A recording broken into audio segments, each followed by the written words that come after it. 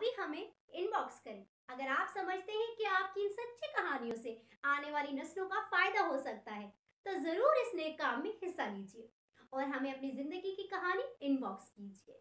कहानी मसलन, अगर किसी ने आपके साथ ज्यादती की हो और इसका आपकी जिंदगी पर बहुत गहरा असर पड़ा हो, तो आप अपनी कहानी हमें लिख कर भेज सकते हैं और हम आपका नाम जाहिर किए बगैर इस कहानी को प्रमोट करेंगे और इसका अजर आपको अल्लाह ताला देगा।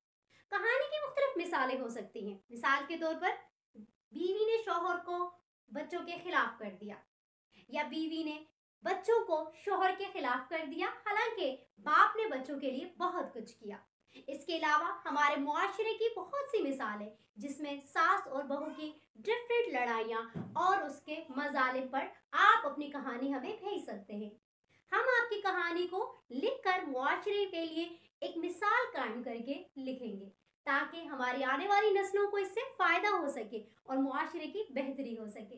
कहानी कोई भी हो सकती है, मगर ख्याल इस बात का रखिएगा कि आपकी कहानी मुआशरे की बेहतरी के लिए हो।